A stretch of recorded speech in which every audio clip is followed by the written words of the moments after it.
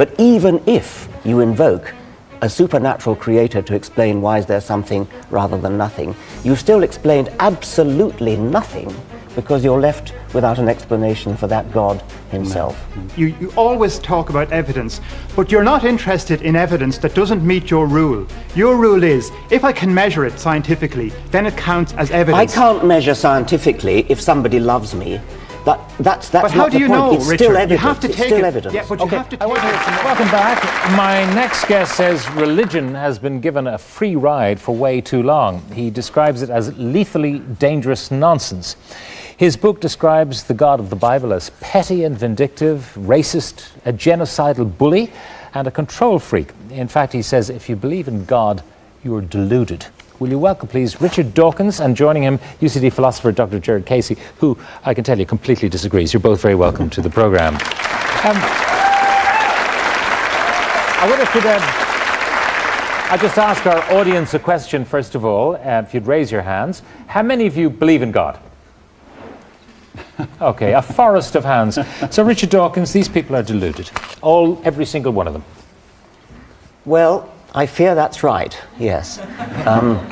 I would say it's rather like the phenomenon of the imaginary friend that children have and that comfort them and console them. But there's actually not the slightest shred of evidence that any kind of supernatural being exists. So I'm sorry to say, deluded, yes. Deluded. How can so many people be wrong? Well, there was a time when everybody believed that the world was flat. There was a time when everybody believed that the sun whizzed round the earth. People are very, very frequently deluded. And by the way, of course, there was a time when people believed in Zeus and Apollo, and in other parts of the world they believed in Thor and Wotan. People have believed in fairies and leprechauns. Everybody in this room, I would guess, knows what it's like not to believe in the God of some other religion. You know that if you happen to be born in the Middle East, you'll probably be Muslim, and people who are born in the Middle East believe equally fervently in their God. They can't both be right. There are so many different gods that people have believed in throughout history. So what people believe is really an accident of geography? Exactly right, yes. It would be fair enough if you said, look, this is stuff and nonsense, believe it if you wish, and carry on, you're not doing anyone any harm, but you believe the contrary, that religious is actively harmful. No, I mean, I do say carry on. I don't say that it's actively harmful in most cases. I think in the great majority of cases it's completely harmless, and one could say the same thing of astrology and belief in telepathy and belief in water divining, all these things for which there's no evidence. There is a minority of people for whom it actually is harmful, the extremists. And a good case can be made that the decent, moderate people, just about everybody in this room, are in a sense paving the way, making the world safe for the extremists. Because decent, moderate, sensible, middle-of-the-road religious people teach children that faith is a virtue. That means believing something without evidence. And there's a minority of people who will take that really, really seriously, and they'll say, my holy book tells me that I've got to go out and kill infidels, kill apostates, that I've got to go and make a suicide bomber of myself, I've got to go and fly planes into skyscrapers in New York. It's only a minority. But if it wasn't for faith being given a free ride, but if it wasn't for faith being touted as a virtue, just about everybody in our civilization is taught that faith, that means belief without evidence, is a good thing, it's a virtue. Indeed, the less evidence there is, the more virtuous you are in believing it. You also claim that a lot of stuff has been made up as say in the case of the Roman Catholic Church, they made the stuff up as they went along, stuff that is not even in the Holy Scriptures. For example, the virgin birth. The virgin birth is in the Scriptures, but it's a misprint, it's a mistake, it's a mistranslation from Isaiah that was translated into Matthew and believed by people. And so, what was the proper translation in your view? Young woman. A young woman shall conceive and bear a child. That was mistranslated from the Hebrew for young woman into the Greek for virgin. And the whole virgin birth story started from that one mistranslation. It's a most astonishing piece of constructive error. Jared Casey, listening to what Richard is saying, how do you rebut what he's saying? Because in order to rebut, you've got to prove that there is a God, and no one so far has really come up with the definitive proof that there is. Well, the trouble, I mean, first of all, this is a sort of thrilling read in many ways, and as an ex-atheist, because I was an atheist for 13 years, I found many parts of it interesting, and I can agree and sympathize with much of what Richard is saying in many respects. So there are lunatics out there, and they often use their belief systems and so on and so forth. But to take those as somehow the norm is a bit like saying if you visited South Chicago or West Side New York and took that to be, the norm for the rest of the United States. It's not. Now, there are many religions, okay, and there are many creeds, and that cannot be denied, and they cannot all be true. That's a logical point, okay, and you'd have to agree with that. It doesn't mean that not one of them is true, by the way, but it doesn't mean that they can't all be true. But the key question here, and Richard again is correct to put his finger on it, which is this question of evidence. Now, in many cases, we believe things because we have things are obviously evident, right? But even leaving aside God, for example, we believe things, say, about our friends on less than full evidence. I mean, their faithfulness and their friendliness towards us and their good intentions. And indeed, we would continue to believe, if they are really our friends, in the face of countervailing evidence. No, not completely, right?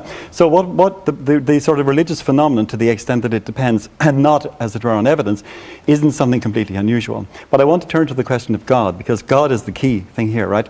And the fundamental question is not something about this particular religion, or that one. It's about whether or not the universe as a whole requires some fundamental explanation that is in some way outside or beyond, beneath, or this is and the so on. divine architect. Well, I mean, now, you see, the question here, one of the problems I have with Richard's book is that while many parts of it are good, the third chapter, to me, is frankly unscientific in the sense that it doesn't look at the data, it doesn't analyze it properly, and it doesn't really look at what other people have said. I mean, there's been an argument and a discussion going on for over 3,000 years, and not just among religious people. I mean, it was started by the philosophers. And the question is, really the basic question, and Richard is very well aware of this because he deals with this to some extent in the book, is why is there something rather than nothing? Right? That's the key question. So you're either going to have to say but if there was nothing, we wouldn't be talking about it, because exactly. we wouldn't be here. We wouldn't have the question, right? So there is something, but that doesn't answer the question. The question is, why is there something rather than nothing? Okay, Richard, why is there something? Why shouldn't there be something? As you say, if there wasn't, then we wouldn't be here. But the question, why is there something rather than nothing, the origin of the something, the origin of the cosmos, was, I suspect, an extremely simple event. And simple events are very simple to understand and explain. Once upon a time, not that long ago, a couple of centuries ago, the question would not have been, why is there something rather than nothing? The question would have been, why is there all this magnificent life? Why are there trees? Why is there grass? Why are there birds? Why are there humans? Darwin answered that question and blew out of the water the theistic answer to that question. Theists are now driven back to this much more simple question, why is there something rather than nothing? Everything else is either explained or well on the way to being explained. We're left with just one little tiny smidgen of a gap in which God is alleged to be hiding. But even if you invoke a supernatural creator to explain why is there something rather than nothing, you've still explained absolutely nothing, because you're left without an explanation for that God himself. No. See, it doesn't quite work like that. I mean, I can see the point here. If I were to say, what's the explanation of, say, this book, and you said, well, Richard, because he wrote it, right? And then, say, what's the explanation of Richard, and say Richard's parents, and so on. Of course, you can keep on going back, right? And no one of these things will do the trick. But the whole point is, you have to answer the question in the following way. Either the universe as a whole is self-explanatory. In other words, it contains its explanation in and of itself. And I don't think it does. But no, there can be argument on that, by the way. I mean, I'm not asserting that dogmatically. I've always kind of, when we were having these conversations, I'm sure I've had the same conversation with Richard before. If you go back to the Big Bang, and then you say, well, what was before the Big Bang? Yeah, it's a good question. And then if you find something else. Dawkins' point is uncomfortable, but it is hard to ignore. Most people do not choose their religion through evidence. They inherit it. A child born in a Christian home is likely to become Christian. A child born in a Muslim country is likely to become Muslim. A child raised in ancient Greece may have believed in Zeus. A child raised in Scandinavia may have believed in Thor. The confidence feels personal, but the pattern looks geographical. That matters because religions make competing claims that cannot all be true. Christianity says Jesus is the only way. Islam says Jesus was not God. Judaism rejects Jesus as the Messiah. They cannot all be correct. So when Christianity demands belief without strong evidence, Dawkins calls that a delusion. Harsh word, but the logic is simple. Belief should not get a special pass because it feels sacred. And then you say, well, what was before the Big Bang? Yeah, it's a good question. And then if you find something else, if the astronomers go back a bit further using great techniques, and they find something else gave rise to the Big Bang, and then you go, well, what gave rise to that gave rise to the Big Bang? These are really unanswerable questions by either of you, aren't they? But however you terminate that infinite regress, the one thing that's not going to work is terminating it by some sort of highly complex intelligence. You're going to terminate it by something simple. The Big Bang is a very, very simple event. Physicists don't quite understand it yet, but it certainly won't be a conscious intelligence designing the thing, because that requires a gigantic amount of explanation in its own right. You've explained nothing at all if you do that. Well, let's get from Jared. You say you were an atheist for how many years? About 13 years. 13 years. Yes. So how did you get back to being a theist from being an atheist? Well, I read the same sort of books that Richard did. I was very much influenced by Bertrand Russell's Why I'm Not a Christian. It was a seminal work in my own life and so on. But it was largely this question. In other words, I'm a particular believer of a certain kind and so on. And that's a very, and people can go in all sorts of different ways. Was it the divine architect? It was largely thing? this and so on. As I looked at it, right, and this is probably not a question that keeps a lot of people awake at night, but for me, it was a fundamental question. It's a question asked by Plato. It's a question asked by the Greeks. It's a question asked by the Chinese and so on. It's not peculiar. And some come up with the notion of the Tao. Heraclitus came up with the notion of the Logos and so on. And this is pre-religious and so on. It really, you're suggesting though that all religions are as valuable as each other. No, I'm not suggesting that. I'm suggesting that the fundamental question, once they all fix on a principle which is self-explanatory, they will then begin to explain it in different ways, and they will have different consequences, right? And that's a different question, and different sorts of evidence come in there. And again, I'm sympathetic to a lot of what Richard says about how you would deal with that there, and there's room for that. Gentlemen in the audience, what do you want to say? No, I find Richard a little bit condescending, which is sad really, because me and Richard go back an awful long time. When I was in college, I was a biochemistry student. It was before I had so many grey hairs and in my flowing locks, but and I lived with a bunch of lads who were doing was a physicist, a mathematician, and a whole range of people who were very excited by science. And we'd often there'd be many a night when we would have a discussion about Richard's books and about, we went about the developments in genetics and what it was to be human and all those kind of questions, because they excited us. Okay, but what's your point? But, yeah, we were also, as it happened, all of us, we weren't all Catholics, we were all people to whom our faith was really, really important. And it was part of our everyday existence. We lived and breathed it in the same way, and it excited us in the same way as science does. And in my case... But hang on, can I just ask you to clarify? It in one case, there is a logic within science. You may get to a point that you don't understand, but there is a logic, a framework. With religion, there is the leap of faith which is required, because there is no proof, isn't that so? You see, Richard constantly pares this down to this, that faith is a simple matter of believing something for which there is no proof. But in my life, and I suspect in the lives of loads of people who are watching here tonight, faith is not that simple thing. Faith is a thing which is involved in your relationship with your partner, your wife, your husband, your children, with sad things, with happy things. And it doesn't come down to being proven or not proven. Richard reminds me of a painter who uses oil paintings and is a master oil painter, and he despises anybody who uses watercolors or who uses pastels. All right, Richard, he has one palette. Okay, Let me answer that, because Jared made the same point.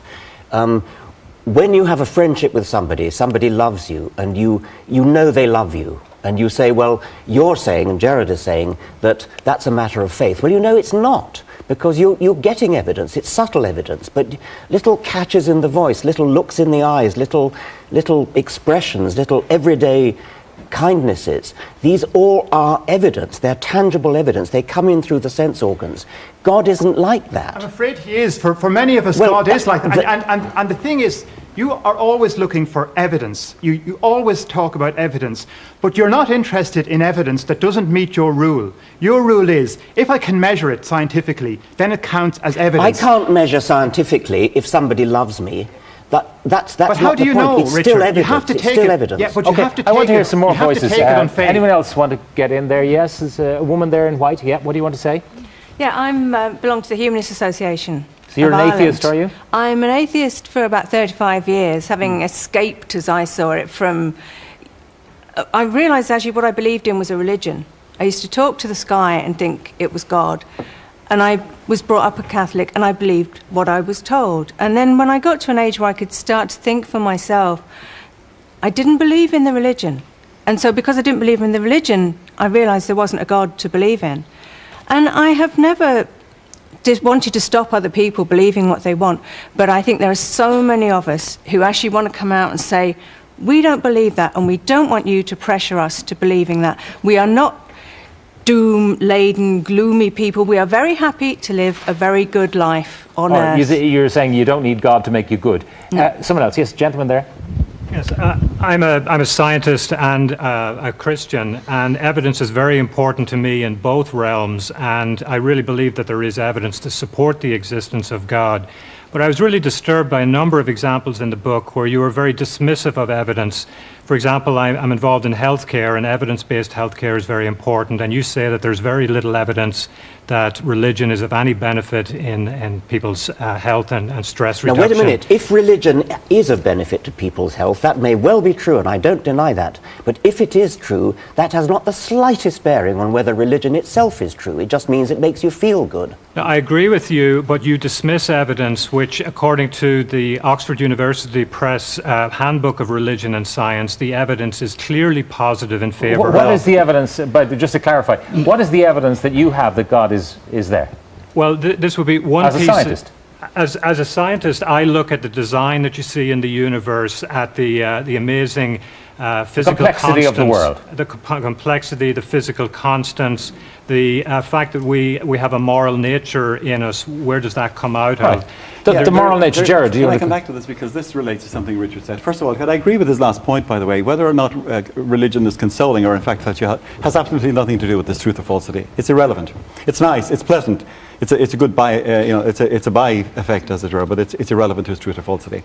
But the thing about the human relations is the following. If you take Richard's position consistently, and in other writings he's expressed himself in the following way, he said, in relation to, say, for example, child murderers, that there's something that they're simply faulty, that it's pointless to blame them. Now, there's a problem with this in that position self-destructs. If people are not, as it were, responsible for what they're doing, in other words, then praise and blame have no purchase, they have no meaning. But if that's the case, you begin to That's biological determinism. No, but it's not only that, but you evacuate human relations of all meaning and substance. In other words, the notion of love and affection and disinterest in love, and especially the love we have for our children, for example, becomes simply a pious fiction. It becomes a means Let's by talk which to our Richard about that. genes... The whole thing, if you're biologically predetermined to behave in a particular way, well... No, let's not get into that. I mean, I just don't even think that's interesting. I once flew a kite that maybe it was the wrong thing to blame people for doing terrible things. I don't want to defend that. That was just a thing I dashed off in two minutes, and it's nothing to do with my views on religion. It has no connection with religion. I mean, if your religion happens to be Calvinist, then you believe everything's determined, including whether you go to hell or not. Quick It's determined clarification before you're from even Jared. born. Is it possible not to believe in God and be good? Yes? And to have no truck with God and be good? Yes. All right, okay. Yes, sir. Richard, I'm interested in how this works in practice in everyday life. And I know that you have a daughter because you've written a letter to her in one of your books. And I wonder how you would see it if you believe that religion is a virus, belief in God is a kind of a virus that you call a meme. And so someone like you has been cured of that meme, that belief in God. You no longer believe in God. So if you were in a situation where your daughter had a child that was in some way born with some congenital defect and died very soon after birth, a Darwinian explanation of that would be that that was a natural thing to happen. It's about the survival of the fittest. But how would that work for you in your life when you're speaking with your daughter in that Terrible. The why is there something rather than nothing argument sounds deep, but it does not prove Christianity. It does not prove the Bible. It does not prove Jesus rose from the dead. At best, it raises a philosophical question about the universe. Dawkins' response is strong because adding God does not solve the mystery. It creates a bigger one.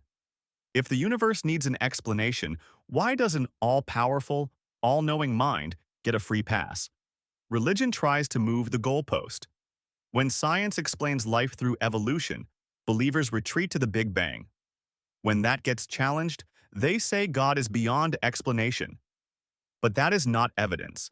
That is special pleading. Even the Bible admits faith is belief in what is not seen. Hebrews 11:1 calls faith confidence in what is hoped for, and 2 Corinthians 5:7 says believers walk by faith, not by sight. That may be comforting, but comfort is not proof. Terrible situation. How does it actually work out? What do you say to her? What do you talk about in a context like that? Darwinism, for me, is the explanation for the way life is. But it's very much not something that we want to live by, and I would never rejoice at somebody dying because this was a Darwinian sifting out. But you're not favouring, in other words, Hitler's eugenics exactly. and all that sort of thing. It's a purely academic point that Darwinian natural selection, as a matter of fact, is why we're all here. Yeah. But I understand that, and that's what I expected you to say. But then my question is, if we are the product of this universe, if we have naturally evolved in this way, then why is it that we don't feel that it's right? We feel that it's wrong. There's death and we reject it and we think it's wrong. Why is that if we are the product of this natural universe? Yeah. If wars and all of those things... No, this is so obvious. We are the product of natural selection. Natural selection, throughout countless generations, has favoured individuals who'd stayed alive as long as they possibly could in order to reproduce. That's what it's all about. So, but they all died in the end. Of course they did. But the ones that survived for longer were the ones that left behind the genes which gave rise to the next generation. We are all descended from an unbroken line of survivors. But we all still rebel against death, no matter what age it is. Exactly. We all feel that there's something not right about it. That's precisely what we should do, because those of our ancestors who wanted to die didn't leave enough children. I mean, you can't imagine inheriting the genes of somebody who wants to die because they're dead. Of course we have Anyone else in the audience want to come in? Yes, someone. Well, I've heard from you before. Anyone new that I have? Yes, there's two people here. Yeah, what do you want to say, gentleman in the short sleeve shirt? Yes. I suppose what I'd say to Richard, listening to him tonight, I find that he's a fine example of what he rails against. He rails against people of faith. Richard, he seems to consistently say, we've heard him say tonight, that we don't know what the answer is, but in the future science will give the answer. Perhaps we don't know whether it will or not. Richard seems to have great faith. He's a very fundamentalist about his science. He's a clear example of the sort of people he rails against. And as a young person coping with the complexity of life, I have to look at Richard Dawkins' book and say simply, not good enough. Fundamentalism is belief in a holy book. No, it's not. No, it's not. It's belief in one particular thing and opposing other people and being intolerant of other people's belief. And that's what you do, Richard, consistently. You oppose other people's beliefs. It's got nothing to do with the holy book. Okay, Richard, the holy book is only one example. You have faith in your scientific methods. You have faith in the way you behave. And you criticize other people who disagree with you. And you're completely intolerant of their views. Let's hear Richard's language you've used against the members of the audience. Hang on, you're not letting him reply to the question you're asking. So please, off you go. Richard. Somebody who is a fundamentalist is incapable of changing his mind. I will change my mind the very moment somebody comes up with any evidence whatsoever that there's any God. I'm desperately waiting for evidence. There is none. Only evidence that meets your narrow criteria. Why are they narrow? Because these are the criteria you've set, because you've already decided these are the parameters, because you've decided what your opinions are, and the rest of us must live by behind who wants to say something. Yes, what do you want to say? Hi, I read Richard's book, The Savage Gene. I was about 19 years old on a beach in Greece. And I think once you understand evolution, and it's quite a simple idea, but once you understand its implications, it's like a universal acid. It just shreds through all your kind of cherished notions. And I suppose most religions are linked to kind of, the belief in an afterlife. Once you understand the implications of evolution, you see there's absolutely no chance that there's an afterlife, because I mean, replicating molecules came first. There's no way a soul could come about. But I mean, it's quite an emotive subject in terms of religion. I had arguments with my own brother. He was religious for years, and I gave him a couple of books. I gave him actually Blind Watchmaker by Richard. I gave him Cosmos by Carl Sagan. He changed. He's an atheist now, and very happy.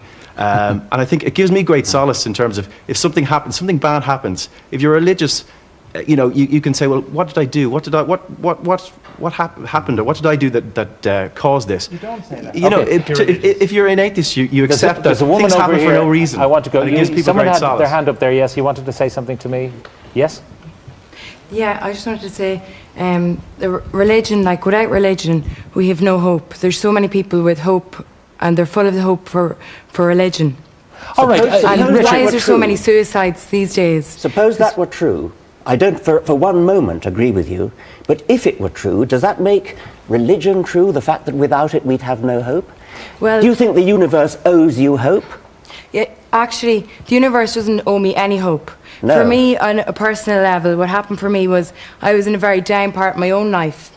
And religion inspired me and brought me back into life and into a new way of life. Well, I'm delighted for you, but that doesn't And make it true. It's a miracle. Could I come in? All right, Jared. Because I want to come back to interested I in want to come back to the question of evidence, because I think this is a key one, right? On page 72 of your book, you have the following passage down at the bottom where it says, whether we ever get to know about them or not, there are very probably alien civilizations that are superhuman to the point of being godlike in ways that exceed anything a theologian could possibly imagine. What's your evidence for that? It's a You cannot be serious. Are you going to Very applaud probable. that? You said very probable. I said very probably. What's wrong the with evidence? that? No, what's the evidence? It's a perfectly reasonable speculation. Speculation, yes. Why very probable? Because there are billions and billions of planets in the universe, and there's no particular reason to think that this one's unique. As a matter of fact, I did also in the book discuss, I'm almost unique among scientists, as a matter of fact, in taking very, very seriously the possibility that life really is unique on this planet. And I devoted a very large chunk of chapter 4 to that fascinating speculation. Either way, it's a speculation. We are open-minded about the question of whether there's life on other planets. I don't know. You don't know. Nobody knows. All right, we're going to bring this to a close, but I have one question that fascinates me. But you have a daughter, and when she was a little girl, did you have a Santa Claus? Did you give Yes. gifts at Christmas and all of Yes. that? In other words, Yeah. you conspired in a way with some of these fantasies. Yes. And you've no difficulty resolving that. It's trivial. It's a thing one does with a child because it's a nice thing to do with children. It doesn't really much matter one way or the other. I might not do it again if it happened again, but at the time it seemed a reasonable thing. I don't think it's an important issue. There are some very, very important issues that came up tonight, and I regret I didn't get a chance to explain them properly. But I do want to say that I'm most definitely not closed-minded, and I illustrated that in answer to the question about life on other planets. We do not know whether there's life on other planets. It's a fascinating question. You can put arguments this side, you can put arguments that side. Let's do it. Let's be inquiring and open to those possibilities, not have faith one way or the other. But absolutely, and inquiry, your free inquiry is something I commend. But why should you, if the issue is open, why should your conclusion in the book be that it's very probable? That seems to suggest that the evidence comes down more heavily on one side than the other. A phrase like your very evidence? probable, it's a rhetorical device. Well, it don't just use it means, then. Come on. There's also a compelling statistical argument, Jared, you have to say. Well, it happens there is, but Anyway, in that's, any case, that's I didn't for another intend day. Another Richard time. and Jared, thank you very much for being with us tonight. All right. Okay, it's getting late, and it's time to call the winner of the Kia Ceed, which is worth €20,000. And earlier on, I asked the following question. In the movie The Jungle Book, what kind of animal is Baloo? Is he a monkey? Is he a tiger? This is where religion tries to win by emotion instead of evidence. When people say, "Without religion, we have no hope," that may sound powerful, but it does not prove God exists. A belief can be comforting and still be false. A story can help someone through pain and still be invented. Dawkins makes the clean point. The universe does not owe us hope. Reality does not become true because it makes us feel better. Science does not say death is good. Evolution explains why living things fight to survive. We reject death because survival is built into us by natural selection. That does not require heaven, souls, or divine judgment. Christianity often sells comfort as proof. But comfort is not evidence. It is emotional survival dressed up as truth. They're popular and very successful, but are they really the way forward for a modern, multi-faith society? Professor Dawkins, you have a root and branch opposition to faith schools. In a free society, why don't parents have every right to send their child to a faith school if they so wish? First of all, I don't have a root and branch opposition to religious education in the sense of education about religion. I think it's important that children should learn about religion. What I am against is the labelling of children with the religion of their parents when the children are too young to know what their own views are. I'm all for children being taught about lots of different religions and then making up their own minds later. What I really object to, and I think it's actually abusive to children, is to take a tiny child and say, you are a Christian child or you are a Muslim child. And that, in your own words, those schools that do that appall you.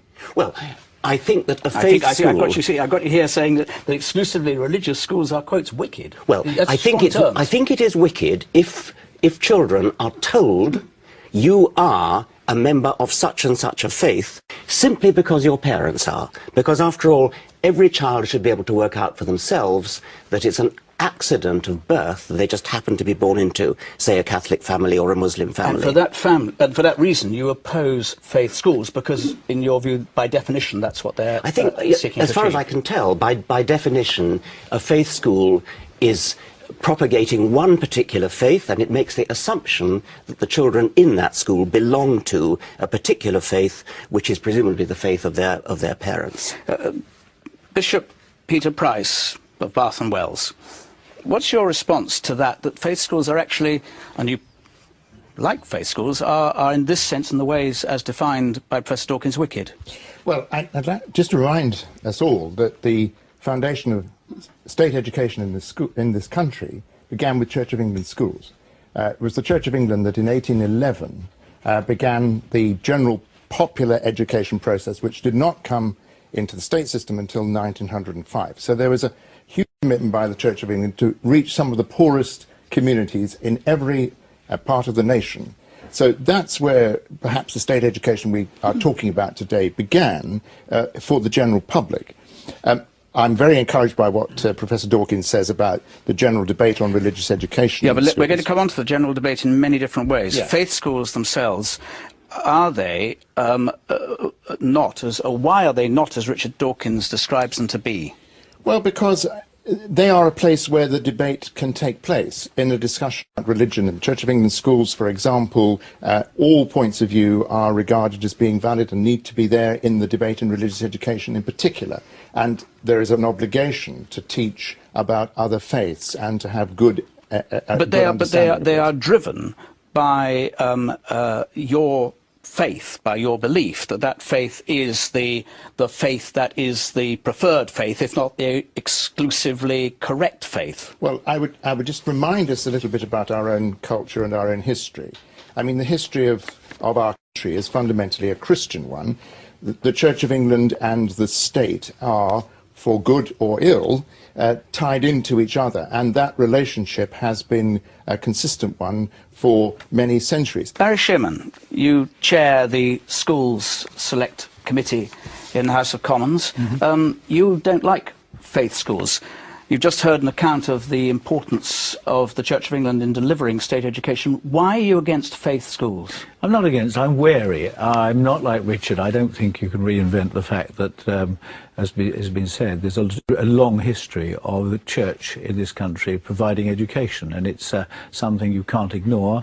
We are where we are. For years, I think, and I had my children attended Church of England schools, you would hardly know they were particularly religious or faith schools, I have to say. And I think that is the ambience over the years that has developed in the Anglican faith.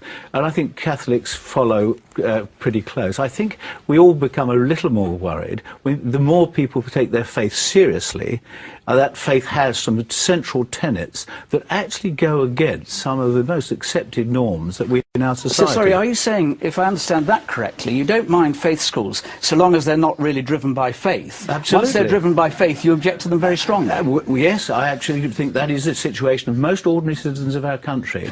They're quite relaxed, they quite like the ambience of our culture being basically a Christian society. So the bishop, because he's kind of liberal and soft and doesn't really say, I believe in God, one God, and only this God, but he says, yes, other things are important. He's kind of okay. Yes. But someone who says, I believe in Allah is not okay because they hold it more strongly.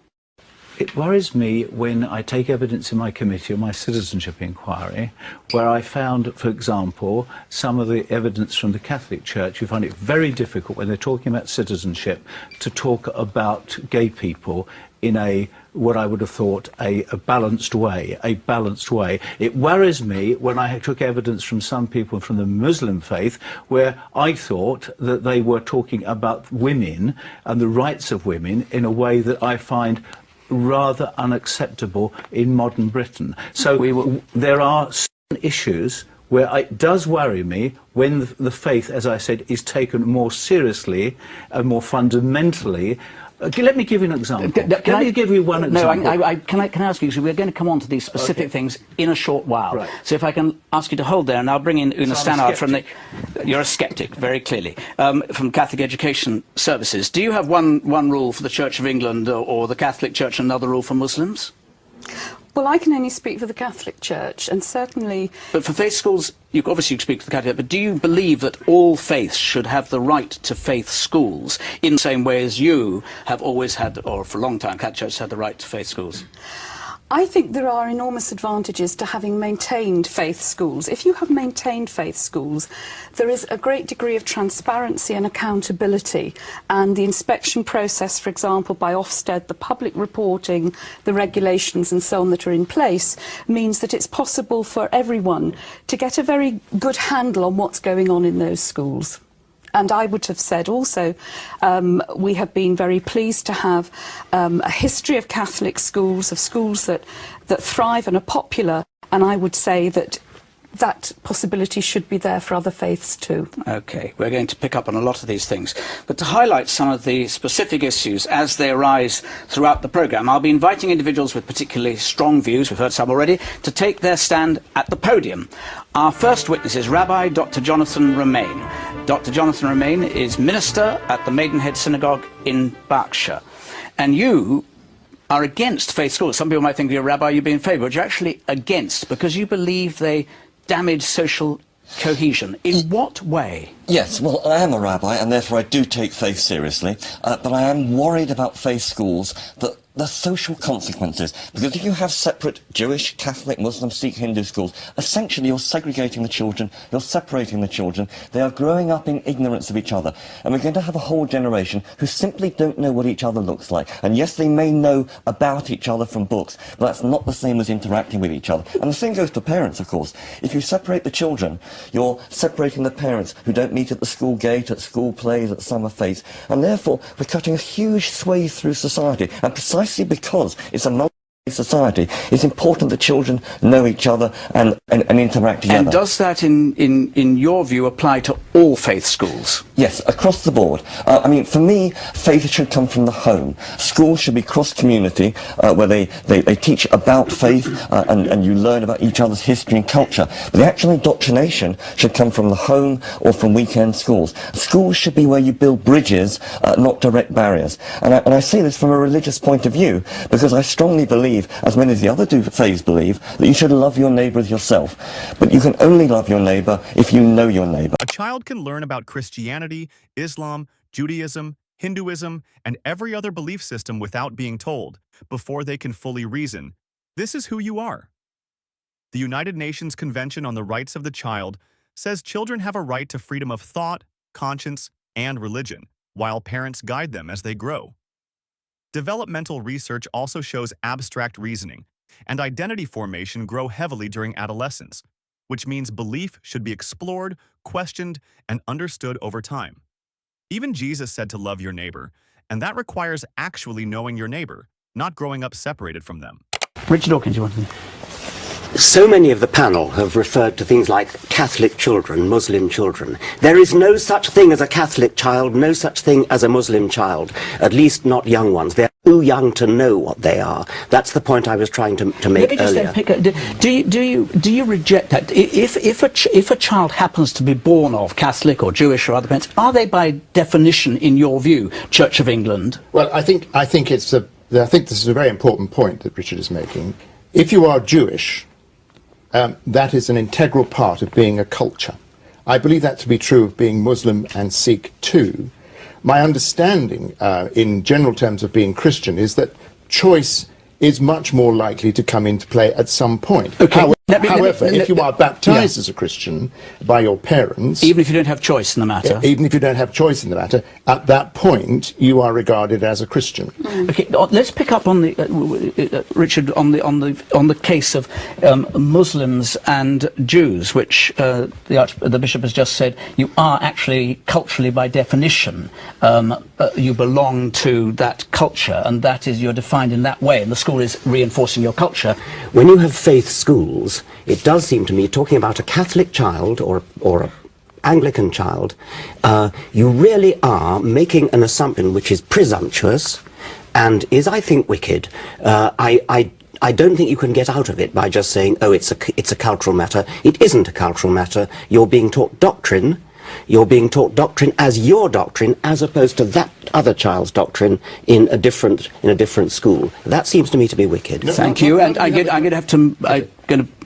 I'm sure we'll touch on some of this in a moment again. But Dr. Romain, thank you very much indeed. Our next witness is Dr. Mohammed Muqaddam. Dr. Muqaddam is chair of the Association of Muslim Schools and the principal of Madani High School in Leicester. You want to see more Muslim schools, regardless of the impact that the rabbi says they have on social cohesion. Well, first of all, with respect to the rabbi, I don't think he's looked at the facts and figures in making those comments. When you talk about community cohesion, if you look and compare like with like, children, young children, adults coming out of faith schools are far more likely to integrate, participate, go on to further education, higher education, and those are the facts. I'm going to bring in on that Barry Shimon. What's your reaction to that? Actually, you're dead wrong.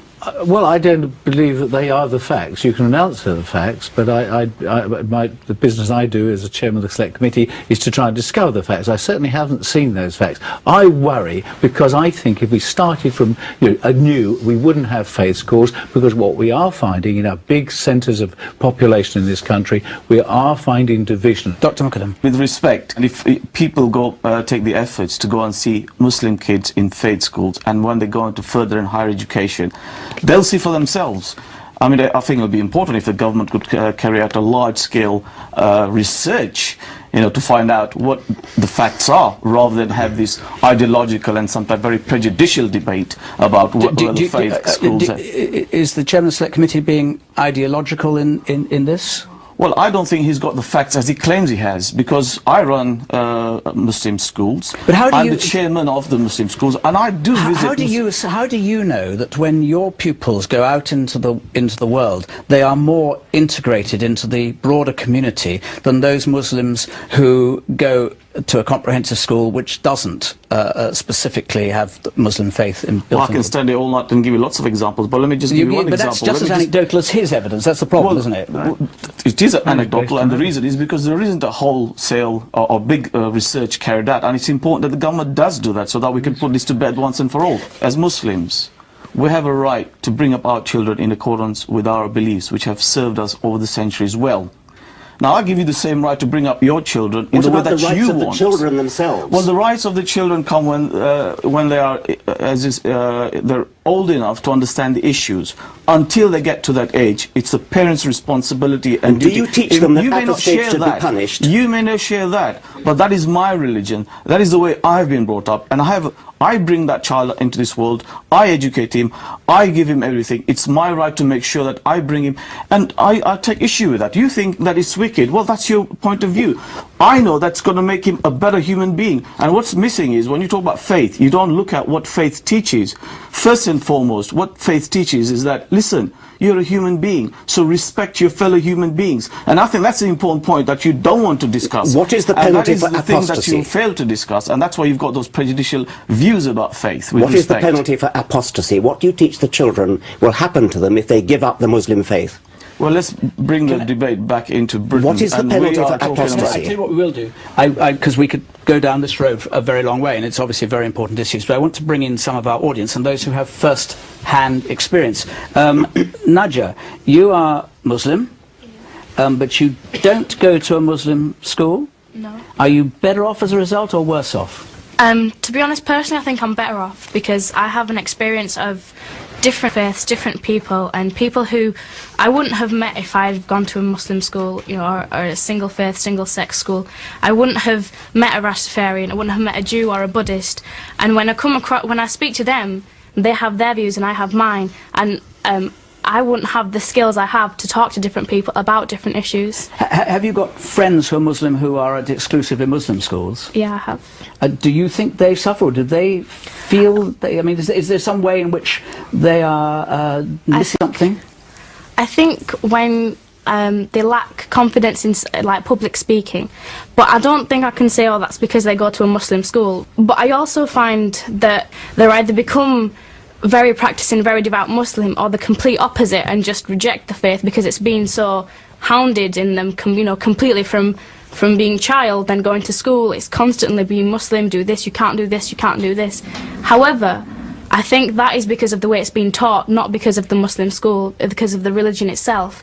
I think that because you'll find most Muslim schools, especially in Bradford, are more cultural and are not so much Islamic. Because you'll find that a lot of the things they get taught come from their cultural background, and most of the time it is a Pakistani thing, for a Pakistani background, and that is what affects them more than the actual religion. Very interesting. I bring in now Sinead. You are at a Catholic school. Yeah. Do you feel yourself to be integrated at a Catholic school, or do you feel that you are in some way isolated from other faiths or non-faiths in a way that is not helpful? Not at all, because I've always gone to a Catholic school, and I think that as a young person, being around other Catholics has developed my faith and given me my own principles, morals and beliefs, which I think is a great thing for me.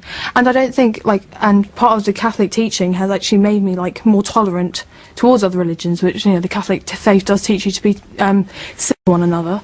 And also we learn about other religions in our syllabus, which I think is very, very important, and it gives us a basis to know, which I don't think you would get if you went to a comprehensive school. I go to many other places and I meet other people. I've met many Jews, many Muslims, many different people, and I've been able to get on with them due to part of the teaching that I get at Catholic school, and also I just get on with them. They're still people at the end of the day despite their faiths, and I think that's very, very important. Belief in God is often passed down as identity before a child can question whether the claim is true. If a school teaches one faith as the child's own truth, it can make belief feel inherited rather than examined. Science does not confirm the existence of God, and different religions make competing claims that cannot all be true at the same time. That is why an atheist or agnostic position asks for evidence first. Children should be free to study religion, history, morality, and science, then decide for themselves what they believe. Research on intergroup contact found that contact between groups typically reduces prejudice, which supports the argument for schools where children meet and learn with people from different backgrounds. Richard Dawkins, does a God-shaped perspective or set of values do any harm to the way in which children should be taught at schools? Thou shalt have no other God before me, thou shalt make no graven image, thou shalt keep the Sabbath holy. What on earth's that got to do with anything to do with morals? That's the 10 Commandments, or at least 3 of them. It would be deeply depressing if the only way children could get moral values was from religion, either from Scripture, and God knows we don't want them to get it from Scripture, I mean, just look at Scripture, or from a kind of God, being intimidated by God. Anybody who is good for only those two reasons is not really being good at all. Why not teach children things like the golden rule, do as you would be done by? How would you like it if other children did that to you? So why do you do it to them? So God is not only irrelevant, God is damaging. I didn't say God was damaging, but I think it's depressing that anybody should suggest that you actually need God in order to be moral. I would hope that our morals come from a better source than that, and that therefore they are genuinely moral rather than based on outmoded scripture or based on fear. Una Stannard. Let me bring in Una Stannard. Let me bring in I mean, Una I Stannard. think sometimes it's easier to talk in terms of human values and then to think about the lens that your faith makes you look at them and act on them. So, for instance, if I take my Christian faith and my Catholic religion, I am left in absolutely no doubt that life is precious, that everybody I encounter is equal in the eyes of God, and that reconciliation is something I may not always, you know, at an emotional level be keen on doing, but I have it as my duty and my responsibility within my faith. So I think religion is what you apply and act with those human values. Okay, that's a clear sort of opening set of views. Let me come to our next witness on this. Maryam Namazi was born in Iran before her family left in the wake of the Islamic revolution. You are part of the British Council of Ex-Muslims. I presume that you believe religious principles are not entirely helpful to developing moral values. No, I actually think that oftentimes religious principles are actually quite immoral, to be quite frank. And I think that if you look at examples where girls are sexualized at a very young age, for example, if you look at Islamic schools where they're forced to veil, where they're taught that they're different from boys, where they're not allowed to listen to music, where they're completely segregated, and many such examples like that. I think, in fact, if there is any good morality that comes out of even religious education, it's not because of religion, it's oftentimes despite religion, and it's the result of an enlightenment and a vast social movement for 21st century values that have had an effect on religion as well. Let me bring in, I will come to you in a moment. Let me bring in Mohammed Muqaddam in response to that. I don't want to misreport, but at Muslim schools, the girls are put into a position where they are diminished as human beings. Well, that's often the case where people are ignorant of what goes on in faith schools and Muslim schools. The fact is, our schools are run along a legal lines. They treat both sexes equally, provide them with the best opportunities. So it's often a case of people who have prejudices and ignorance. Mariam? I mean, I think it's typical of Islamic schools and the political Islamic movement to label any criticism a sort of prejudice and thereby racism, thereby trying to make people silent on criticizing it. I think the issues are very clear. I mean, the head of the Islamia school, for example, was quoted in an interview saying that you're born a Muslim, you're always Muslim, you can't leave. And that's things that have been told to me untold times for having renounced religion and Islam. There is threats, there is intimidations. Just yesterday, a 16-year-old girl was killed by her father for refusing to wear the veil. I think Islamic schools very much do suppress and restrict girls. Of course I did. I lived under the Islamic Republic of Iran. The father who killed, did he go to an Islamic school?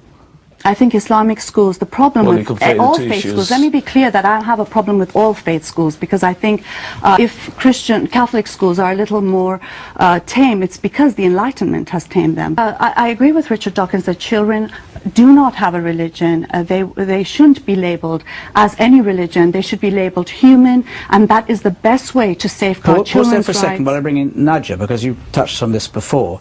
Do you, I mean, you are wearing the veil, you're a Muslim. What is your response to what you've just heard? I'm 16. I wear the hijab because I want to wear it, and I'm here. I'm out of my home. I'm doing well in school. I do a lot of stuff out of school. Nowhere does my religion stop me from doing what I want to do and be myself and expressing myself. There's a confusion here. You are assigning to religion what is actually, if Nadia is right, a cultural phenomenon. We have enough examples in the 21st century to know that it has everything to do with religion. And I mean, I think that obviously there are women, and I think with children it's a very different issue. The veil is a form of child abuse in my opinion. But for adult women, I think they have a right to wear it. She's 16. She's an adult, and therefore she's being abused No, by wearing well, this is the thing. I mean, there might be people who don't. I think, socially speaking, the veil is very often imposed on women. And I think the problem with the thing about education is that it has to help children have access to information, be able to question. And I think the problem with religion is it's actually very restrictive and prescriptive and doesn't allow people to question, because these are the rules and you have to adhere by them. You said just now, and I want to bring in there for Una Stannard, that other religions maybe were softer, but that you had the same underlying objection. You are opposed to abortion. Abortion is a mortal sin in the Catholic faith. What do you say to a 16-year-old girl who's come to you and says, I've had an abortion? Well, we believe that all life is precious, it's God-given, but a young girl in the circumstances you're talking about, like anybody else in challenging circumstances or circumstances where behaviours may not have been in accordance with our beliefs, still deserves our love and our care, and that's what would happen. That's what would be given. And says to the Catholic school, are you telling me I've committed a mortal sin? And the answer to that has to be yes, which is, I'm suggesting, is really out of kilter with social values that many people think that young person should be able to free to adopt. Well, you keep referring to us being a secular society, Jonathan, and I would also, just want to put down a marker that I contest that. Mm-hmm.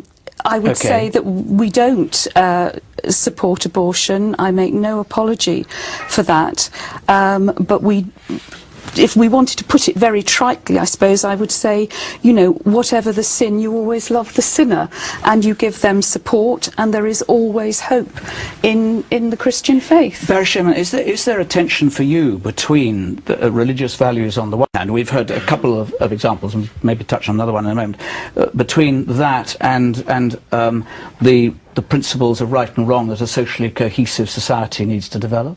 I think that there is, but I said very early on in this discussion that religion and each faith has a wide spectrum, and what worries me is when I do visit Muslim schools that I often see a religion that is quite an extreme version of Islam. The claim that morality needs God creates a major problem. People can behave morally because they understand harm, empathy, fairness, and consequences without believing a divine being is watching them.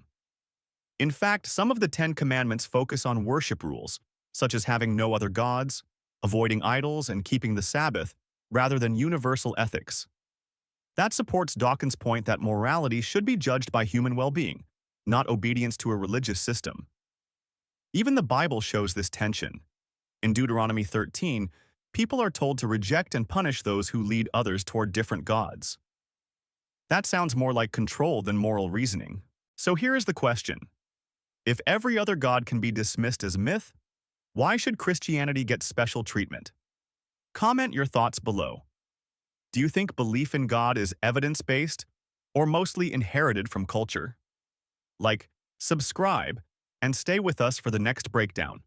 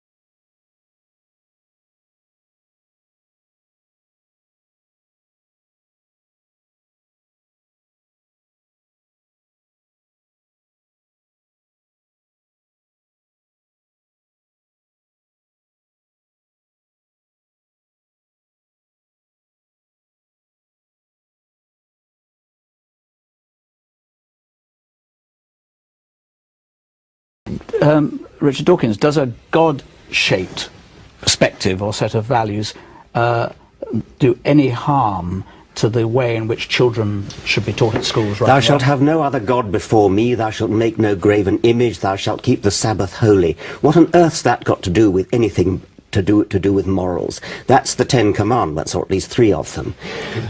It would be deeply depressing if the only way children could get moral values was from religion, either from Scripture, and God knows we don't want them to get it from Scripture, I mean, just look at Scripture, or from a kind of God, being intimidated by God. Anybody who is good for only those 2 reasons is not really being good at all. Why not teach children things like the golden rule, do as you would be done by? How would you like it if other children did that to you? So why do you do it to them? So God is not only irrelevant, God is damaging. I didn't say God was damaging, but I think it's depressing that anybody should suggest that you actually need God in order to be moral. I would hope that our morals come from a better source than that, and that therefore they are genuinely moral rather than based on outmoded scripture or based on fear. Una Stannard. Let me bring in Una Stannard. I think sometimes it's easier to talk in terms of human values, and then to think about the lens that your faith makes you look at them and act on them. So, for instance, if I take my Christian faith and my Catholic religion, I am left in absolutely no doubt that life is precious, that everybody I encounter is equal in the eyes of God, and that reconciliation is something I may not always, at an emotional level be keen on doing, but I have it as my duty and my responsibility within my faith. So I think religion is what you apply and act with those human values. Okay, that's a clear sort of opening set of views. Let me come to our next witness on this. Maryam Namazi was born in Iran before her family left in the wake of the Islamic revolution. You are part of the British Council of Ex-Muslims. I presume that you believe religious principles are not entirely helpful to developing moral values. No, I actually think that oftentimes religious principles are actually quite immoral, to be quite frank. And I think that if you look at examples where girls are sexualized at a very young age, for example, if you look at Islamic schools where they're forced to veil, where they're taught that they're different from boys, where they're not allowed to listen to music, where they're completely segregated, and many such examples like that. I think, in fact, if there is any good morality that comes out of even religious education, it's not because of religion, it's oftentimes despite religion, and it's the result of an enlightenment and a vast social movement for 21st century values that have had an effect on religion as well. Let me bring in, I will come to you in a moment. Let me bring in Mohammed Muqaddam in response to that. I don't want to misreport, but at Muslim schools, the girls are put into a position where they are diminished as human beings. Well, that's often the case where people are ignorant of what goes on in faith schools and Muslim schools.